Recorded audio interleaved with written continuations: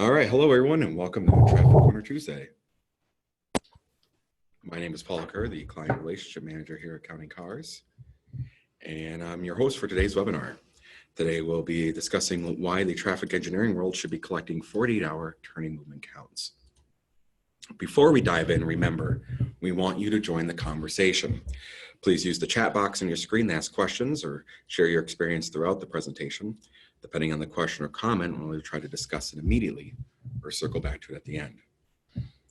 The Traffic Corner Tuesday webinar series is brought to you by Mike on Traffic, which is part of the SPAC Enterprise family of companies. SPAC Enterprise consists of a group of traffic engineering companies focus on helping you create healthy transportation systems and fix broken ones. Please visit our websites, countingcars.com or spacconsulting.com to schedule a call to discuss your transportation equipment and study needs, or simply learn how we can help you. Please mark your calendar for our upcoming webinar. On November 20th, we'll be talking about an exciting traffic calming experiment where we collected before, during, after data. We then use that data to help the city decide what changes to make to the neighborhood road networks in an upcoming reconstruct project. Today's presenters are Mike Spack and Brian Friesick. Mike is the creative force and principal writer of the industry-leading blog, Mike on Traffic, and Brian is the vice president of SPAC Enterprise and regularly contributes to Mike on Traffic as well as co-hosts these webinars with Mike. Both Mike and Brian are licensed professional engineers and certified professional traffic operations engineers. The core purpose of SPAC Enterprise is to improve transportation globally. Both Mike and Brian take this purpose to heart and are constantly thinking about how our industry can evolve to provide a safer and more efficient transportation. Mike's especially excited about today's webinar because it covers a kernel of an idea that he first had as an intern way back in 1994. Before I turn it over to Mike and Brian, I want to personally invite you to stay on until the end of the webinar. We're going to tell you about an exciting launch of another innovation that will help you do your job more easily, effectively, and profitably. Our new guaranteed 72-hour data turnaround at CountCloud. We'll also at the Q&A be going over the poll that we'll be leaving up throughout the entire webinar. Without further ado, take it away, Mike and Brian. Thanks, Paul. Thank you. Thank you. So thanks everyone, and thanks for your patience while we got those slides figured out at the beginning and launched for you. So we're going to kick it off with a little ancient history lesson here and talking about how the history of how we've evolved from where we started to where we are today. And kicking off, the Highway Capacity Manual was first published in 1950. And in there, it had calculations done by hand with slide rules, and the data was based on a 2-hour turning movement count. Mm-hmm. At least that's our understanding of the history. That's what we were taught.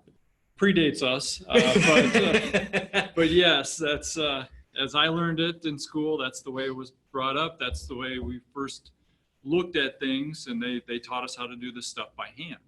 So here's a picture of what the world looked like in the 1950s when we started doing capacity analysis here in the United States. And this is a photo from Tyson's Corner, Virginia, which it was sleepy little kind of gas station mom and pop store on the corner of the main intersection there.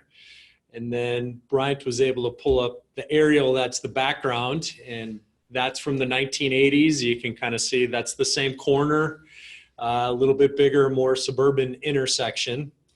And then, yeah, we're on this corner, kind of this street here. You can see it's no longer a dirt road, multiple lanes, turn lanes. It's getting bigger. And then the shocking, not shocking for anybody who lives out east, but what it has become. This is huge shopping mall area, freeway, just big multimodal hub. One of the bigger, interesting case studies from a traffic engineer standpoint. So that's kind of the backdrop of, we started with 2-hour turning movement counts way back in the 1950s. And largely was based on, that's the kind of data we could collect. Mm-hmm. And that's, I mean, you look at those photos and that's probably realistically all we needed at that time. Yes. So now the evolution of the tools we used, and Bryant and I, unfortunately, it kind of in retrospect feels like we were hazed, some kind of weird fraternity thing, but we both had stints at the beginning of our engineering careers where we were sent out with a clock in our car or a wristwatch and a clipboard, and we did tally marks and tried to remember every 15 minutes ish to look at the clock so we could fill in the grid of a turning movement count. Draw a line and start a new grid or something like that. I have memories, I won't call them fond, of being out in the snow, sitting in a chair, watching a sleepy corner in one particular instance and going, why am I out here? This is ridiculous. Yeah. Thank goodness my parents talked me into being an engineer. It's really paying off. And then this was revolutionary technology. The handheld count boards, JMAR being the dominant player at the time. And this came in right at kind of the beginning of our careers, kind of the 1950s. They always had the back page ad in the ITE journal. And it was a big day when we got a couple of these at the consulting firm I worked at, because you didn't have to look at the clock anymore. You didn't have to do the tally marks, and you could download the data into these fancy new DOS computers we had on our desktops. But this was a leap forward and greatly made our lives easier. And that's where things kind of stood for Quite a while, about 20 years. 20 years. And now, kind of we're getting into this kernel of the idea Paul mentioned. I was an intern back in 1994 with a company called Image Sensing Systems, and they ended up developing the otoscope, which is used for video detection to control traffic signals instead of loop detectors. And working way back then, it dawned on me as I'm sitting in my traffic engineering class with a clipboard and pencil for a school project, and then working inside this technology company of, some days it sure seems like computers and video cameras should be doing turning movement counts. And this was Myovision came onto the scenes 7-8 years ago and kind of broke through with this idea. And that, as many of you know, didn't work for our companies, Traffic Data Inc. and SPAC Consulting, the cost model. So we ended up developing our own camera systems, which we rolled out and formed countingcars.com, which hopefully many of you know about. And right there on the right is our 2-pound hold in your hand camera that you can set out and get 50 hours worth of recording and plug in booster packs and get week or two worth of recording.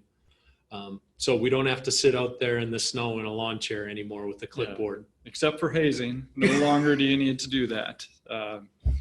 Obviously, there's some value for younger engineers to learn a little bit of that history and why we do what we do. But other than that, there's absolutely no reason you should be sending people out with a clipboard or even a JMAR board at this point. Yeah, we don't use highway capacity software that's on a DOS computer. We don't use slide rules anymore. Technology is evolving. Yep, time to move forward. So with that, that's kind of our precursor into what this one is about, and it's why we're using 48-hour turning movement counts. So this, we go through the technology here and why everything's been upgraded, and now, just like the book, we should no longer be doing peak hour. It's our view that we should be doing 48, and in our practice, that's what we do. We collect 48-hour turning movement counts. Several years ago, we switched over to using 48-hour turning movement counts as our default at SPAC Consulting for all the studies we do. So let's flip over, and we're going to run through 10 benefits we see as traffic engineers, as PTOEs, of why to switch to 48-hour turning movement counts. And the first one is anyone who has gone out and put out tube counters knows that it is less than ideal technology. It is inexpensive way to get data at a spot, but tubes break and nails pop up and they trip people, and there's all kinds of disadvantages to tube counters that if you have the video camera there, and you're getting a 48-hour turning movement count at an intersection, it's pretty simple math to get the entering and exiting volumes on every leg of that intersection. So all of a sudden you have the ADTs for 4 different roadways by putting out a single camera that is on the side of the road, and your staff doesn't need to enter the road. Yep. So that's kind of the 1B of that, is besides, instead of just ADTs on one road, you get it on all 4 at the intersection. It's the safety of it, and frankly, the efficiency of it. You can send one person out, they can set up the camera, and then they can go back to the office. They don't have to worry about it. Whereas if you look at the picture we've got, some of the busy roads, you want 2 people out there. You need one to put the tubes down, and you need somebody else to be watching for or slowing traffic or whatever that safety that you have for your setups is. And you both need to be out there completing that task. So the second benefit is traffic varies day to day. We all know that intuitively, and if you've looked at days worth of data, it's not shocking to see a 10% difference from one day to the next. And by looking at multiple days worth of turning movement counts, we can see if we have an anomaly. And sometimes we should study that anomaly, as the red bar there on the right shows. We have 2 days worth of data and kind of ebbs and flows around the peak hours, but hey, for some reason we had a peak hour event on day 2. Well, maybe there was an event at a nearby intersection that forced people over, or maybe the first day there was some school was off, or I mean, there can be many explanations. There could have been a crash at the block next, and people had to divert around it for that 15 minutes or whatever that time frame is. So plenty of reasons. While if you're only doing peak hours on one day, you may have captured that anomaly, and that's what you're studying. That can lead to overbuilding. Yeah. Or that anomaly could be on the day 1, and day 1 was the anomaly, the low one, and really day 2. So you're not going to see this in every data set you collect, but kind of those, when you do see big variation from day to day, it should give you pause as the engineer doing the analysis to dig into why there is a difference.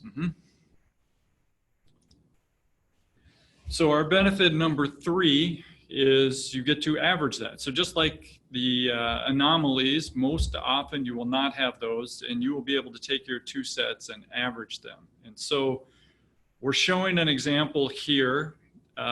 This could be a left turn movement.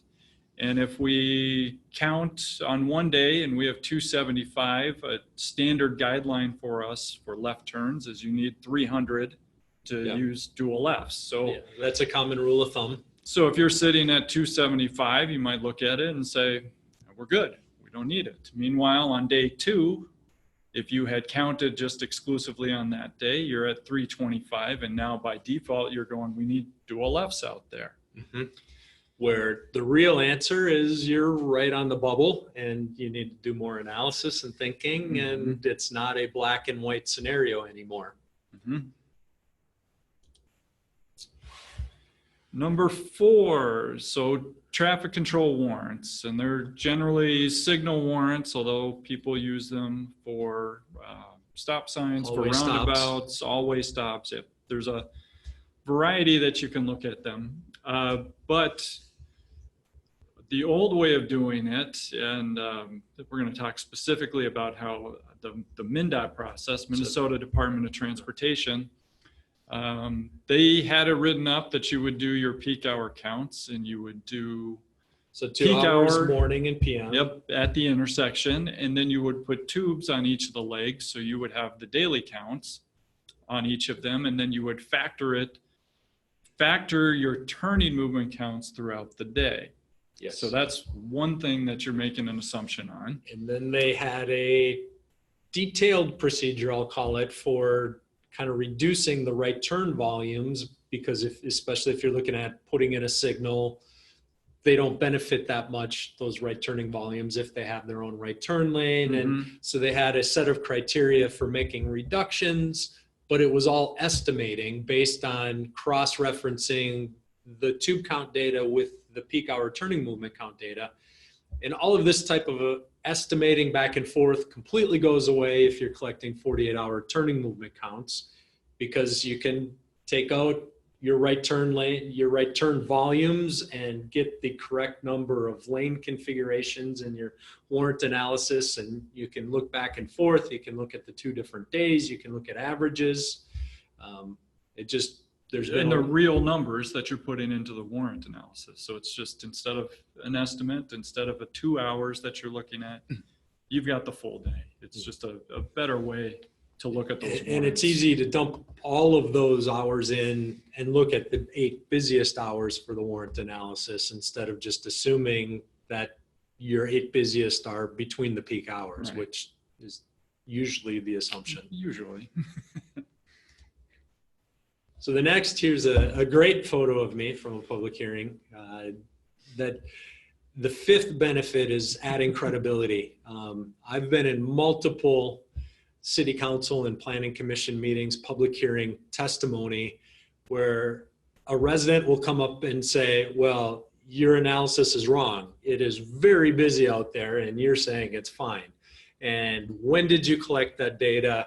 And how did you miss that? Well, if you only have a single snapshot of a 2-hour afternoon peak period, going back to the idea of the anomalies, you may have missed it. Right.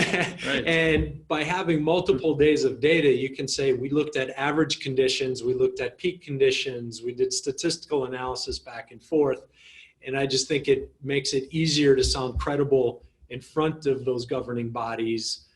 Whereas if you're only doing a 2-hour peak hour count, you really are open up to somebody who has a statistics background to shooting holes in your credibility. Yeah, definitely. We actually had a project in Indiana where this specific question came up, and it was the project was close to a school, and they questioned whether we were looking at the right peak hours, and we were able to have more data to show them, yeah, we considered it, but the school peak that you're referencing is lower than the PM peak. So yeah, that's why we went. days. Yeah, that's why we went the way we did. So it was a very easy way to have that answer right at hand. Yeah, and I always go back to, it's crazy. We often make 7 to 8 figure decisions of building infrastructure based on a 2-hour snapshot. I don't think anyone with the statistics background would agree with that approach. All right, number 6, you've always got the video as backup, and there's a couple different ways this falls in. So it's not all your eggs in one basket, as our clever graphic shows. One, there has been in the past where we've done our quality control on the counts and we've looked at them and something is off. You have a dip, you have a series of zeros. Whoever the counter was when they were reviewing the video just missed something, and you can notice that problem, but now you can go back to the video and check it. You have that backup to look at and say, yep, you missed those counts, and we're going to recount it and put them in there. Yeah, over at Traffic Data Inc., we were doing a huge data collection project within the city of Minneapolis, and came back that account had 0 volume coming out of one leg of the intersection in the morning, and it went back to the video, recounted it, and it was accurate. It was the 4th leg was coming out of a strip mall. None of the businesses were open yet in the peak hour, and we were able to verify for the client that no, that data is accurate. Whereas if we didn't have video, we would have went out there and recounted it. The other benefit is if you have a person on your staff doing the counting, this can be a quality control metric against them of somebody keeps goofing up. You actually can start to document it, where if you're only putting a person out on the street corner, there is no verification. Mm-hmm. The last one on this, where we've done it a couple times, we try not to, but if we have a project that we think is moving forward, we're pretty confident in it, but we don't have the contract yet, we've gone out and collected the video at the intersections we've needed, and we just hold that for when the contract does come through. So it's a way for us to spread that work out. We knew we had some other stuff coming up. We knew we were going to be busy. We got those videos beforehand, and then when the contract did come through, then we were able to use them and count them. Okay. So the seventh benefit is us as engineers, we are not out there for this whole count period, yet we need to understand what's going on. And it is recommended that for your studies and your work, you get out there in the peak hours and drive around so you get a feel for the operations. But you can't be at every intersection for the whole peak period. By definition, you're driving around. So if you have these videos, it is easy to scroll through them. It's easy to scroll through those videos back in the office and can really save time on and give you a better glimpse into how things are working, which then, going back to the credibility slide, as you're talking in the public hearing, Yep. you fully understand the background and you've had a chance to scroll through and get a sense of how it's working instead of just relying on models. You can confidently say you've observed the operations out there. They're matching what your computer is telling you. All those things that breed confidence in what you're doing. Number 8, we have signal timing. And what this specifically talks to is your timing plans and your time of day plans, or how your coordination runs. A lot of times you're just picking it, and it may be, you need a PM peak hour, so you just pick 3 to 6 or something like that. You develop your plan, that's when it's implemented, and you move forward.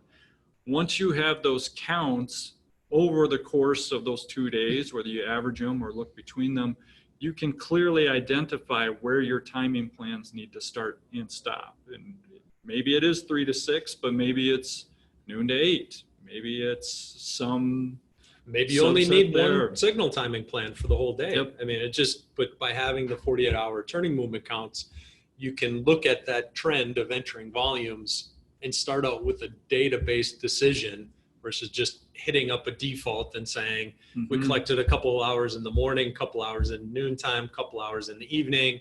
We're going to have those 3 plus an off-peak plan. Exactly. Which has been kind of standard operating procedure, but we can be much smarter and do much better with signal timing. This also gives you the opportunity to choose either day. If you are evaluating your peaks, you've got a couple different numbers that should have some slight variations. And if you just want to double check, you've got that ability to go in and do that now. Check 2 sets of volumes for your timing. Yep.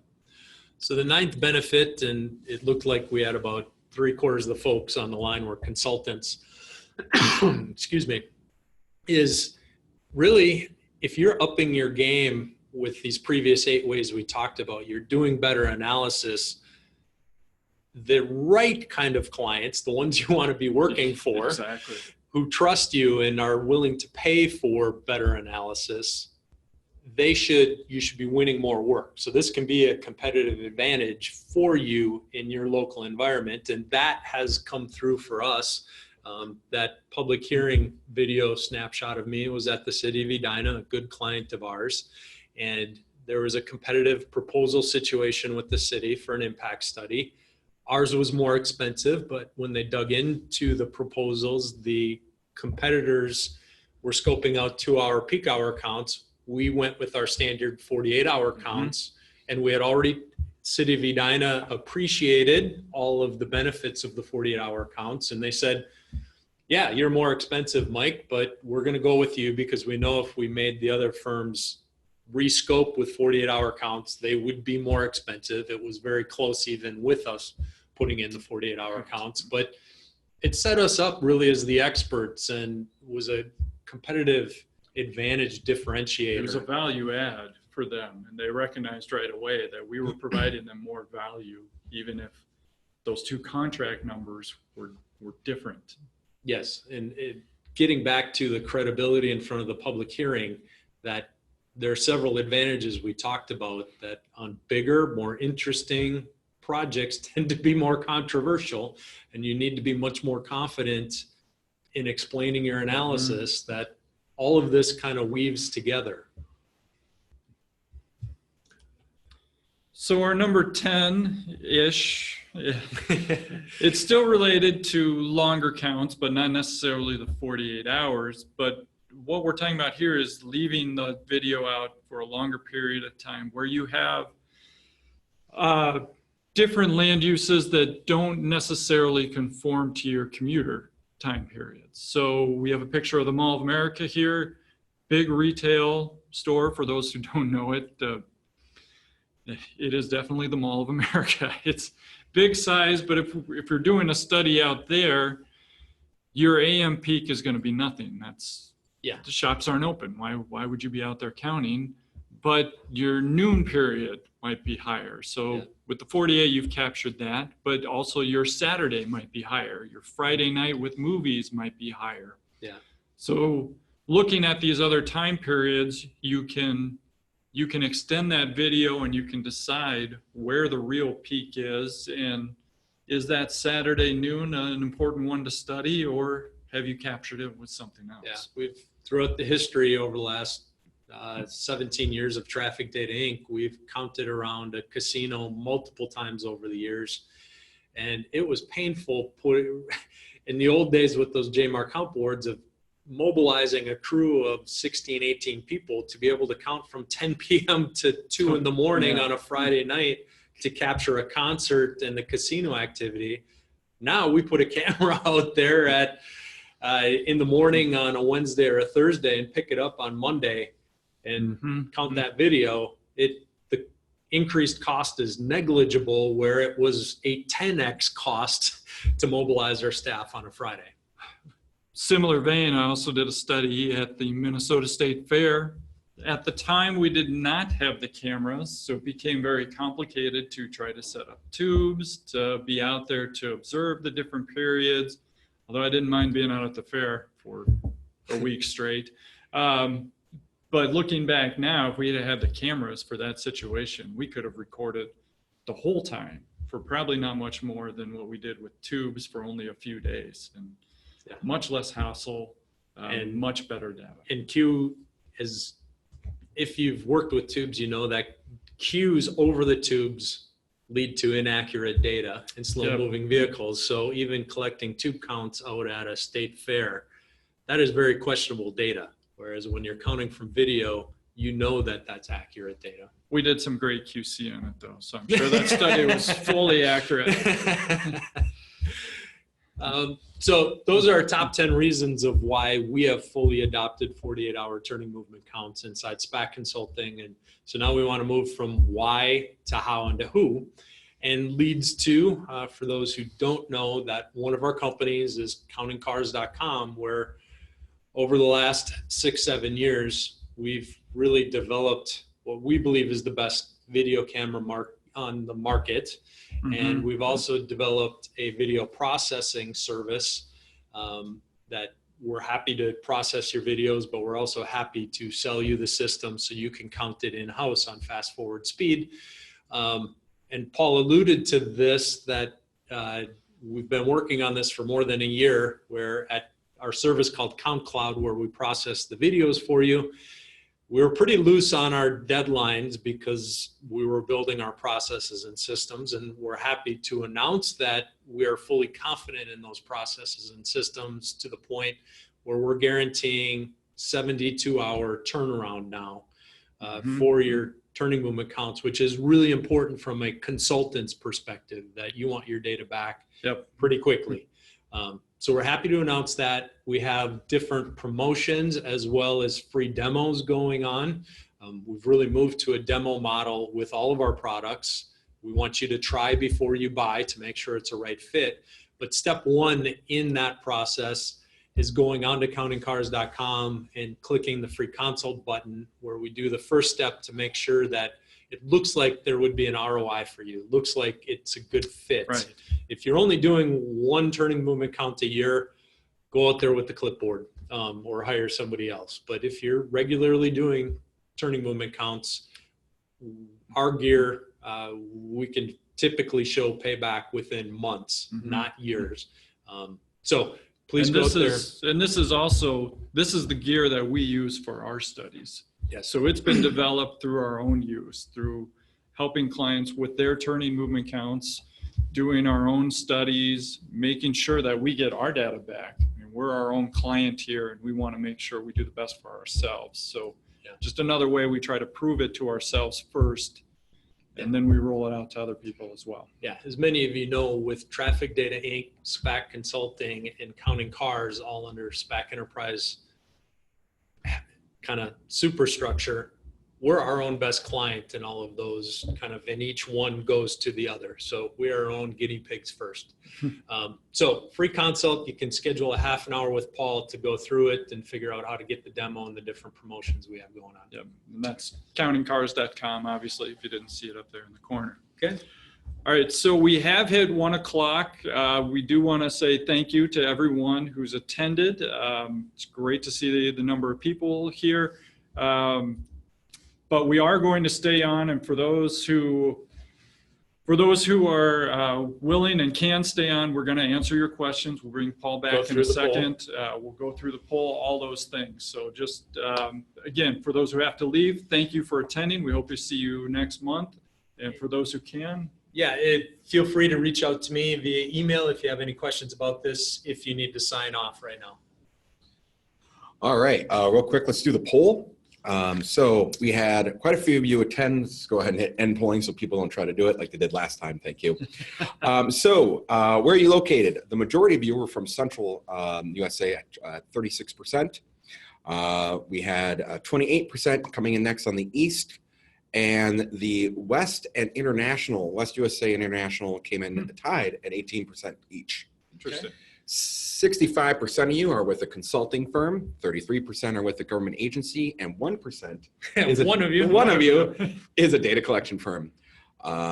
Most of you have been in the business 20 plus years at 35%, then going down to 11 to 20, and so forth. Interesting. Very interesting. So most of you have the experience of sitting out there with the board that you emphasize with us on that one. Your standard turning movement count for a majority of you is 2 hours. But if cost wasn't a factor, which very interesting is 86% of you said you should be doing 48-hour, which brings us to one of the first questions that we had, which was in the state of Minnesota, do you use 2 hours signal warrants in Minnesota? Indiana, where Brad Yarger is talking about, requires 12 hours per the MUTCD. We do all of the warrants. So there's the 8-hour warrants, the 4-hour warrants, and then the peak hour warrants.